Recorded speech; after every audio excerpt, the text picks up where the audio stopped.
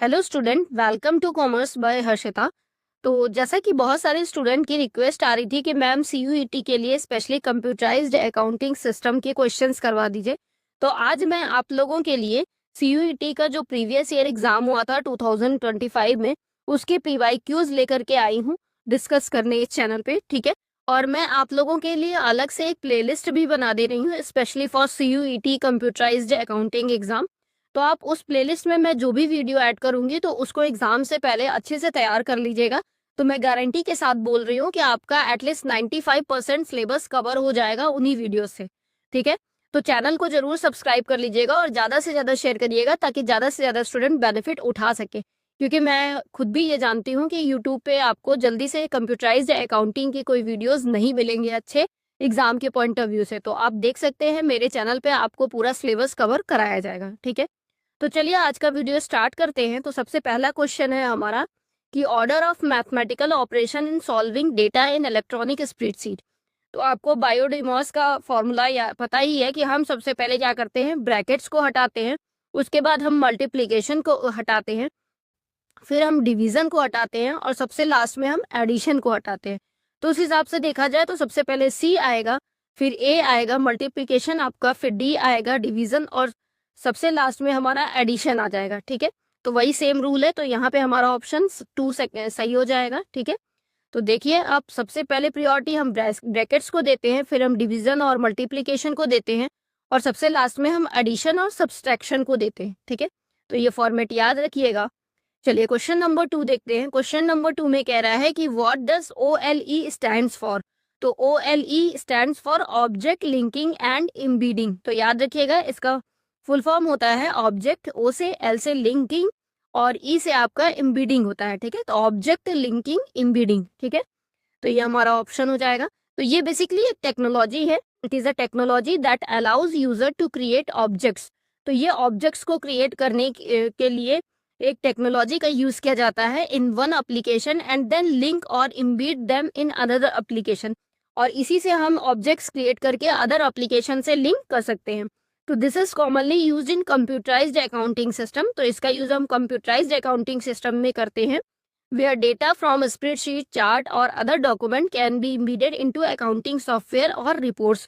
तो जिसमें हम क्या करते हैं, अपने स्प्रेडशीट या चार्ट या फिर अदर डॉक्यूमेंट से डेटा को इम्बीड कर लेते हैं अपने अकाउंटिंग सॉफ्टवेयर या रिपोर्ट्स में। ठीक है। फॉर एग्जाम्पल, हम एग्जाम्पल की मदद से समझते हैं। An Excel chart showing financial trends can be embedded into a Tally report maintaining the connection to the original Excel file. तो एक्सेल चार्ट जो हमारा फाइनेंशियल ट्रेंड को शो कर रहा है उससे हम टैली रिपोर्ट में इम्बीड कर लेते हैं। ठीक है। तो ये आपस में दोनों का कनेक्शन इनबिल्ड कर देता है। ठीक है। तो याद रखिएगा, ऑब्जेक्ट लिंकिंग एंड एम्बेडिंग इसका फुल फॉर्म है और ये एक टेक्नोलॉजी है जिससे हम ऑब्जेक्ट्स क्रिएट करते हैं एप्लीकेशन में और उसको अलग अलग एप्लीकेशन से लिंक करते हैं। ठीक है। चलिए क्वेश्चन नंबर 3 देखते हैं। क्वेश्चन नंबर 3 में कह रहा है, is a dialog box that displays one complete record at a time and can be use to add, change, locate and delete records. तो बेसिकली ये आपके डेटा फॉर्म की बात कर रहा है कि डेटा फॉर्म आपका एक डायलॉग बॉक्स होता है जो कि डिस्प्ले करता है एक कंप्लीट रिकॉर्ड को at a time and can be use to add, change, locate and delete records. ठीक है। चलिए, तो यहाँ पे हमारा ऑप्शन 3 सही हो जाएगा, डेटा फॉर्म। ठीक है। तो डेटा फॉर्म की अगर हम बात करें तो ये हमें यूजर फ्रेंडली इंटरफेस प्रोवाइड करता है जिसमें इंडिविजुअल रिकॉर्ड्स हम देख सकते हैं, नए रिकॉर्ड्स ऐड कर सकते हैं, एग्जिस्टिंग रिकॉर्ड्स को मॉडिफाई या चेंज कर सकते हैं, स्पेसिफिक रिकॉर्ड्स लोकेट कर सकते हैं और रिकॉर्ड्स को डिलीट भी कर सकते हैं। ठीक है। तो ये जो फीचर है ये कहाँ पे फॉर्म होता है, तो ये हमें माइक्रोसॉफ्ट एक्सेल में दिखाई देता है। ठीक है। स्प्रेडशीट एप्लीकेशन में ये हमें दिखाई पड़ता है। चलिए क्वेश्चन नंबर 4 देखते हैं। क्वेश्चन नंबर 4 में कह रहा है, which type of code assigns number और letters in a consecutive order to documents like invoices और चेक्स। तो ये हमारे बेसिकली 3 तरह के कोड सिस्टम होते हैं कंप्यूटराइज्ड अकाउंटिंग सिस्टम में। तो इसमें पूछ रहा है कि कौन सा ऐसा कोड है जिसका यूज हम इनवाइस या चेक में करते हैं जिसमें नंबर्स और लेटर्स दोनों होते हैं। ठीक है। तो सबसे पहला कोड लिखा है ब्लॉक कोड। तो ब्लॉक कोड में तो हम अलग अलग ब्लॉक बनाते हैं, निमोनिक कोड में हम शॉर्ट फॉर्म लिखते हैं, सीक्वेंशियल कोड में हम सीक्वेंस बनाते हैं और उसमें हम नंबर्स और लेटर्स दोनों का यूज करते हैं। ठीक है। तो यही 3 तरह के कोड होते हैं हमारे, फंक्शनल कोड कोई नहीं होता। ठीक है। तो यहाँ पे हमारा सही आंसर सीक्वेंशियल कोड हो जाएगा क्योंकि सीक्वेंशियल कोड ही एक ऐसा है जिसमें हम एक सीक्वेंस को फॉलो करते हैं और इसमें हम नंबर और लेटर्स दोनों का यूज कर सकते हैं। ठीक है, चलिए, तो अगर हम अलग अलग कोड देखना चाहें तो मैंने बताया ही आपको कि ब्लॉक कोड में हम ब्लॉक बना देते हैं, न्यूमेरिक कोड में हम शॉर्ट फॉर्म लिख देते हैं, जैसे सैलरी का SAL लिख दिया है। ठीक है, कैश अकाउंट का CA लिख दिया है। ठीक है, चलिए क्वेश्चन नंबर 5 देखते हैं। क्वेश्चन नंबर 5 में कह रहा है what type of coding uses abbreviations और letters to represent specific information like SJ for sales general. तो अभी हमने समझा था कि निमोनिक कोड क्या होते हैं। न्यूमेरिक कोड में ही हम शॉर्ट फॉर्म लिखते हैं किसी वर्ड का। ठीक है, तो यहाँ पे सेल्स जनरल का SJ लिख देते हैं जैसे, या फिर करंट कैश अकाउंट का हम CA लिख देते हैं, तो ऐसे ऐसे होता है, या करंट एसेट्स का हम CA लिख देते हैं, करंट लायबिलिटी का CL लिख देते हैं। तो यही हमारा न्यूमेरिक कोड होता है। ठीक है, तो यहाँ पे हमारा ऑप्शन 3 हो जाएगा C ओनली, क्योंकि हम न्यूमेरिक कोड की बात कर रहे हैं, तो इसमें हम ऐसे ही शॉर्ट फॉर्म लिखते हैं। ठीक है, चलिए क्वेश्चन नंबर 6 देखते हैं। क्वेश्चन नंबर 6 में कह रहा है what is the role of coding in the grouping of accounts within a computerised accounting system. तो कोडिंग का क्या रोल है, ये क्यों इंपॉर्टेंट है। तो पहला ऑप्शन कह रहा है टू मिनिमाइज टैक्स लाइबिलिटीज। तो टैक्स लाइबिलिटीज मिनिमाइज करने के लिए हम कोडिंग का यूज करते हैं, ये तो बिल्कुल गलत कह रहा है। सेकंड में कह रहा है to eliminate the need for data entry. तो डेटा एंट्री की जो नीड है उसको एलिमिनेट करने के लिए, हटाने के लिए हम इसका यूज करते हैं, ये भी गलत रीजन बता रहा है। तीसरा कह रहा है to maintain hierarchical relationship between groups and sub groups. ये सही लग रहा है कि हम ग्रुप्स और सब ग्रुप्स के बीच में एक रिलेशनशिप या एक हायरार्की बनाने के लिए हम कोडिफिकेशन ऑफ या ग्रुपिंग ऑफ अकाउंट्स का यूज करते हैं। तो हमारा ऑप्शन 3 ज्यादा सही है और यही सही आंसर है। ठीक है, चलिए डिटेल भी देख लेते हैं। तो कोडिफिकेशन हमारा एक कंप्यूटराइज्ड अकाउंटिंग सिस्टम में रिफर करता है यूनिक असाइन करना कोड्स को। ठीक है, जिसमें हम कोड्स को असाइन करते हैं, चाहे वो न्यूमेरिकल होते हैं, अकाउंट्स ग्रुप्स या सब ग्रुप्स के फॉर्म में। ठीक है, अगर हम इसके प्राइमरी रोल की बात करें तो it is to maintain hierarchical relationship between groups and sub groups. अगर हम एग्जाम्पल की बात करें तो जैसे कोड 1000 दे दिया गया है एसेट्स के मेन ग्रुप के लिए, कोड 1100 दे दिया गया है करंट एसेट्स के सब ग्रुप के लिए, कैश के लिए लेजर अकाउंट कोड दे दिया गया है 1110। ठीक है, उसी तरीके से बैंक, फिक्स्ड एसेट और लैंड के लिए अलग कोड दे दिया गया है। तो बेसिकली ये एक रिलेशनशिप बिल्ड कर रहा है या हायरार्की को फॉलो कर रहा है। ठीक है, चलिए क्वेश्चन नंबर 7 देखते हैं। क्वेश्चन नंबर 7 में कह रहा है, अच्छा आप लोग इसकी क्वालिटी जरा अच्छी कर लीजिएगा, क्योंकि जो क्वेश्चन है वो मैंने कहीं ना कहीं से खोजे हैं, इकट्ठे किए हैं, तब जा करके मैं आप लोगों के सामने ये वीडियो ला पाई हूँ। ठीक है, तो इसमें काफ़ी मेहनत लगी है, तो इसलिए आप लोग इसकी क्वालिटी अच्छी कर लीजिएगा। हो सकता है आपको यहाँ पे ब्लर दिख रहा हो। ठीक है, तो आप अपनी क्वालिटी अच्छी कर लेंगे तो आपको क्लियर दिखेगा टेक्स्ट। तो क्वेश्चन नंबर 7 में कह रहा है this sub system deals with the recording of different items purchased and issued, specify the price, quantity and date. तो ऐसा कौन सा सब सिस्टम है जिसमें हम डिफरेंट आइटम्स जो परचेज करते हैं या इशू करते हैं उसमें उसकी प्राइस, क्वांटिटी और डेट वगैरह दिखाते हैं। तो पहला दिखा रहा है सेल्स एंड अकाउंट रिसीवेबल। तो हम गुड्स परचेज कर रहे हैं, तो नॉर्मली ये इन्वेंट्री सब सिस्टम से जुड़ा हुआ है, इसलिए हमारा आंसर इन्वेंट्री सब सिस्टम हो जाएगा। ठीक है, चलिए तो इन्वेंट्री सब सिस्टम में हम परचेज की रिकॉर्डिंग करते हैं या इशू की रिकॉर्डिंग करते हैं या प्राइस या क्वांटिटी की रिकॉर्डिंग करते हैं। चलिए क्वेश्चन नंबर 8 देखते हैं। क्वेश्चन नंबर 8 में कह रहा है this sub system deals with the preparation of profit and loss account, balance sheet and cash flow statement for reporting purposes.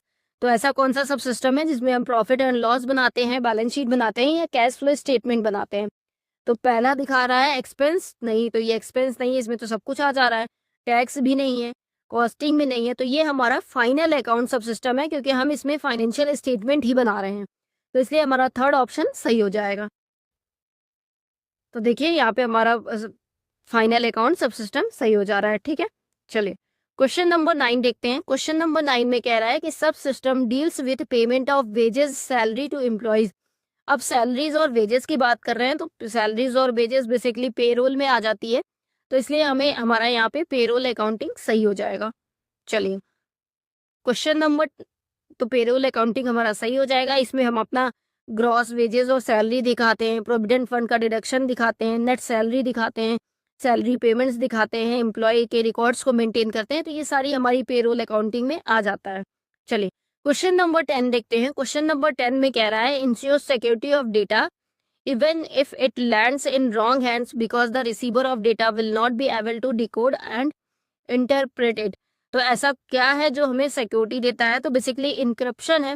Encryption के थ्रू हमें जो है डेटा की सिक्योरिटी मिलती है और हम अपने डेटा को सिक्योर कर पाते हैं। ठीक है, जैसे व्हाट्सएप में इंक्रिप्शन फैसिलिटी दी जाती है, वैसे कंप्यूटराइज्ड अकाउंटिंग सिस्टम में भी आपको इंक्रिप्शन की सिक्योरिटी दी जाती है। ठीक है, चलिए, तो इसमें 3 तरह की सिक्योरिटीज होती है, मैं प्रीवियस वीडियोस में आपको बता चुकी हूँ। आप कंप्यूटराइज्ड अकाउंटिंग सिस्टम की प्लेलिस्ट देखेंगे तो उसमें है। खैर, वो वीडियो मैं आपको ऐड भी कर दूंगी, जो भी इंपॉर्टेंट वीडियोस हैं वो मैं आपकी नई प्लेलिस्ट जो बनाऊंगी उसमें ऐड कर दूंगी, तो आप उसको जरूर देख लीजिएगा एग्जाम से पहले। चलिए, क्वेश्चन नंबर 11 देखते हैं। क्वेश्चन नंबर 11 में कह रहा है, which of the following is not the advantages of computerised accounting system. तो इसमें से कौन सा कंप्यूटराइज्ड अकाउंटिंग सिस्टम का एडवांटेज या बेनिफिट नहीं है?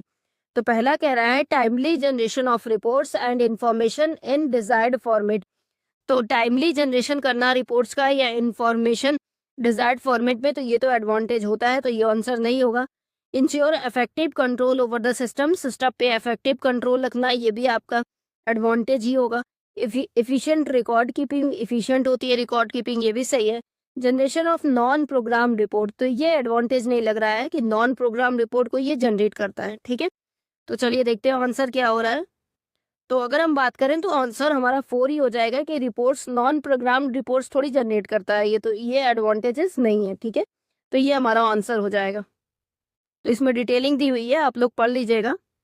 चलिए, हम लोग क्वेश्चन नंबर 12 देखते हैं। क्वेश्चन नंबर 12 में कह रहा है, in accounting transactions consist of data elements which include. तो ऐसे ट्रांजेक्शंस जो डेटा एलिमेंट्स को कंसिस्ट करते हैं उसमें क्या क्या आता है? तो नेम ऑफ अकाउंट हो गया, अकाउंटिंग कोड हो गया, डेट ऑफ ट्रांजेक्शन हो गया, अमाउंट हो गया। तो इसमें से कौन सा है जो कि डेटा एलिमेंट्स है? ठीक है, अकाउंटिंग का। तो अगर हम बात करें तो नेम ऑफ अकाउंट भी होता है, अकाउंटिंग कोड भी होता है और डेट ऑफ ट्रांजेक्शन, ये सारी चीजें हमारे ख्याल से होनी चाहिए। आंसर चेक कर लेते हैं। हाँ, तो A B C and D ये सारी चीजें हमारी अकाउंटिंग के एलिमेंट्स में आ जाती हैं। तो नेम ऑफ अकाउंट भी आएगा, अकाउंटिंग का कोड भी आएगा, डेट ऑफ ट्रांजेक्शन भी आएगा और अमाउंट भी हमें दिखाना है, क्योंकि हम मॉनेटरी टर्म्स में ही रिकॉर्ड करते हैं तो अमाउंट भी जरूरी है। तो हमारा बोथ सारे ऑप्शन सही हैं। चलिए, क्वेश्चन नंबर 13 देखते हैं। क्वेश्चन नंबर 13 में कह रहा है, every accounting software ensures the following. तो हर अकाउंटिंग सॉफ्टवेयर में पासवर्ड सिक्योरिटी भी होती है, डेटा ऑडिट की फैसिलिटी होती है, डेटा वॉल्ट की फैसिलिटी होती है, लेकिन डेटा लीकेज का कोई कॉन्सेप्ट नहीं है। तो इसलिए ए बी एंड डी हमारा आंसर होगा। तो अगर हम देखें तो ए बी एंड डी हमारा फर्स्ट ऑप्शन में ही है, तो इसलिए फर्स्ट ऑप्शन ही हमारा आंसर हो जाएगा। ठीक है, तो अब password security, data audit, data world, लेकिन डेटा लीकेज की कोई हमें सिक्योरिटी नहीं प्रोवाइड की जाती कि डेटा लीक हो जाए। ऐसा थोड़ी है कि अकाउंटिंग में डेटा लीकेज का कुछ प्रोवाइड किया जाएगा। तो पढ़ के ही समझ में आ रहा है कि ये हमारा आंसर नहीं है। चलिए आगे देखते हैं। Question number 14। क्वेश्चन नंबर 14 में कह रहा है, the term means A system और ऑफ लेटर और figure with arbitrary meaning for machine process of information. अगर हम बात करें तो कोड की बात कर रही है कि कोड का मतलब क्या होता है, एक सिस्टम ऑफ लेटर और figure meaning for and for machine processing of information. तो ऐसा काम कोड ही हमारा करता है जिसमें हम मशीन जो है जिससे प्रोसेस करता है इंफॉर्मेशन को। ठीक है, चलिए, तो क्वेश्चन नंबर 4 सही हो जाएगा। क्वेश्चन नंबर 15 देखते हैं। क्वेश्चन नंबर 15 में कह रहा है, which of the following is not considered a component of computerised accounting system. तो इसमें से कौन सा कंप्यूटराइज्ड अकाउंटिंग सिस्टम का कंपोनेंट नहीं है? तो पीपल बेसिकली यूजर की बात कर रहा है, तो यूजर कंपोनेंट होता है, आपका प्रोसीजर भी कंपोनेंट होता है, डेटा भी कंपोनेंट होता है, लेकिन प्रोसेस कोई कंपोनेंट नहीं होता है। तो इसलिए हमारा ऑप्शन यहाँ पर पे प्रोसेस हो जाएगा तीसरा। ठीक है, तो प्रोसेस एक एक्टिविटी या फंक्शन की बात कर रहा है, वो हमारा कंपोनेंट नहीं है, इसलिए वो यहाँ पे नहीं आएगा। क्वेश्चन नंबर 16 की बात करते हैं। क्वेश्चन नंबर 16 में कह रहा है, which of the following correctly represent the 5 foundational components of computerised accounting system. तो इसमें भी आपके कंपोनेंट्स पूछ रहा है। ठीक है, तो कभी कंपोनेंट बोलता है, कभी मेन एलिमेंट्स बोलता है, तो ये पांचों याद रखिएगा। इसमें इस क्वेश्चन से तो डेफिनेटली एक क्वेश्चन या 2 क्वेश्चन जरूर आएगा इस कॉन्सेप्ट से। तो अगर हम बात करें तो डेटा होता है, रिपोर्ट होता है, कोडिंग नहीं होती, तो ये नहीं होगा। डेटा पीपल होता है यानी यूजर होता है, डेटा होता है, प्रोसीजर होता है, हार्डवेयर होता है, सॉफ्टवेयर होता है। तो मेरे ख्याल से ये वाला होना चाहिए।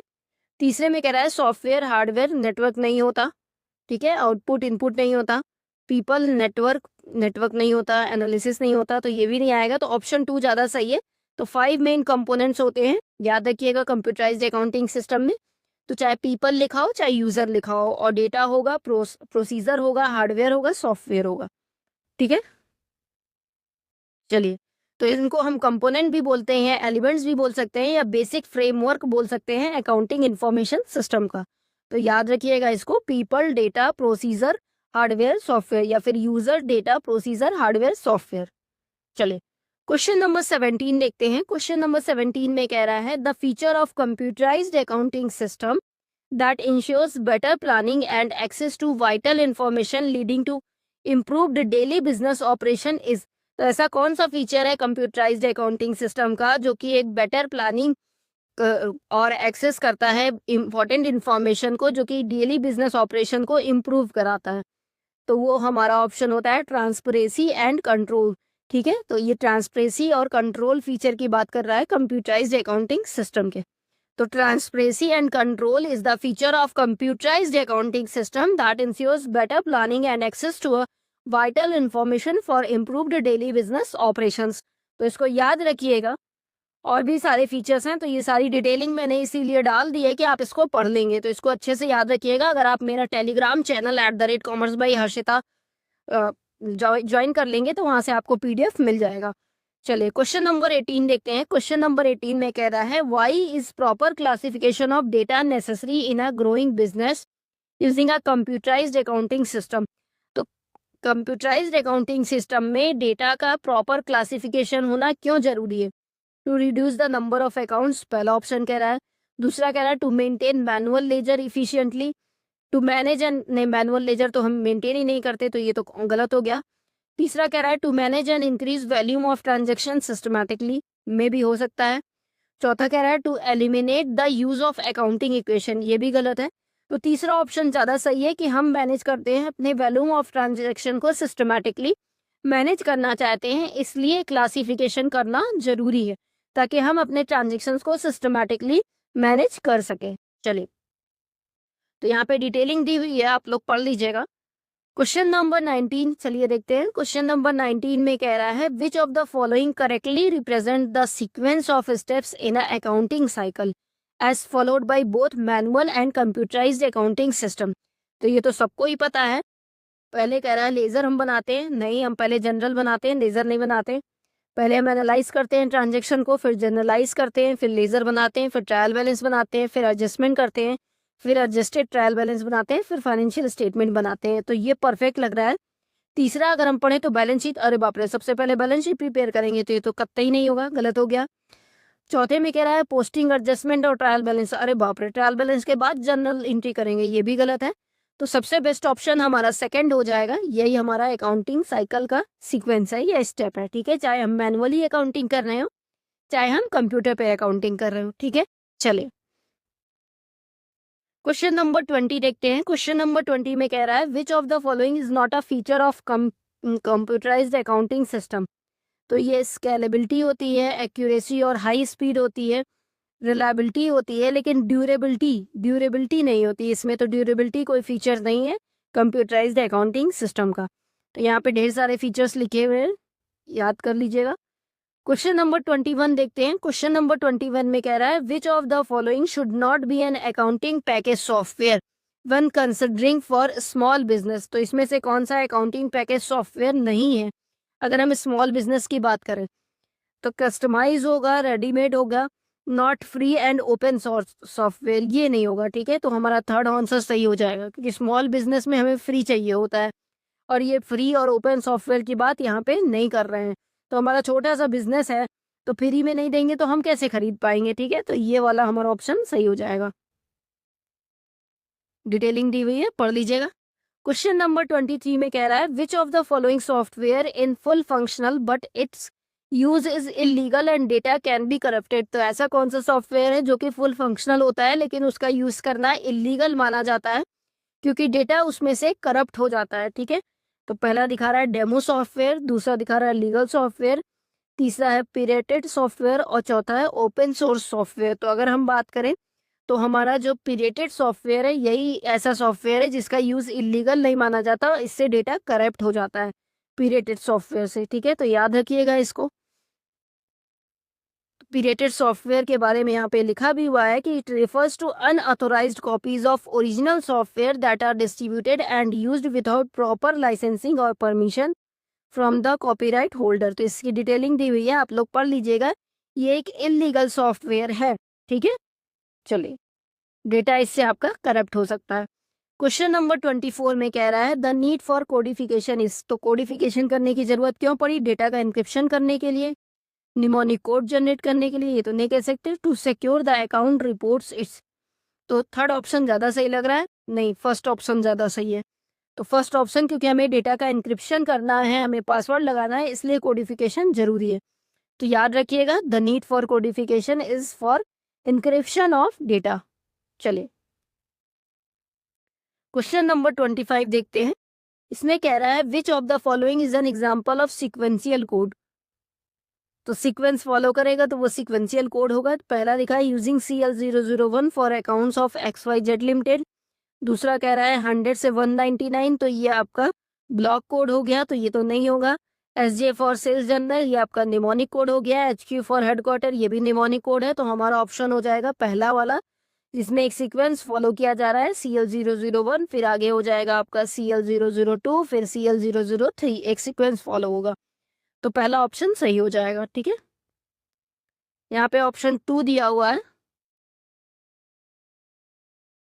लेकिन ऑप्शन आपका फर्स्ट सही होगा, ठीक है। ये आंसर गलत दिया हुआ है। चलिए, क्वेश्चन नंबर 26 देखते हैं। क्वेश्चन नंबर 26 में कह रहा है the common fields used in a relationship between tables are called. जो कॉमन फील्ड्स यूज की जाती हैं टेबल्स में, उनको क्या कहते हैं? उनको ज्वाइंट फील्ड कहते हैं, कि उनको मेन फील्ड कहते हैं, कि टेबल फील्ड कहते हैं, कि की फील्ड कहते हैं? तो याद रखिएगा, उन्हें की फील्ड कहते हैं, जो कि एक रिलेशनशिप बनाती है टेबल्स के बीच में, ठीक है। चलिए, तो ये थे कुछ आपके प्रीवियस ईयर क्वेश्चंस, ठीक है। अगर आपको कोई डाउट हो तो आप कमेंट करके पूछ सकते हैं, और इनको एग्जाम से पहले अच्छे से तैयार कर लीजिएगा, ठीक है। और अगर आपको इसका PDF चाहिए हो तो इसी वीडियो के नीचे कमेंट कर दीजिएगा, तो मैं अपने Telegram channel @commerce by Harshita पर शेयर कर दूंगी, तो आप वहाँ से PDF डाउनलोड कर सकते हैं। वीडियो अगर पसंद आया होगा तो लाइक कर दीजिएगा और ज़्यादा से ज़्यादा शेयर करिएगा, ताकि ज़्यादा से ज़्यादा स्टूडेंट बेनिफिट उठा सके। चैनल को सब्सक्राइब कर दीजिएगा आगे के और वीडियोज़ देखने के लिए। Thanks for watching.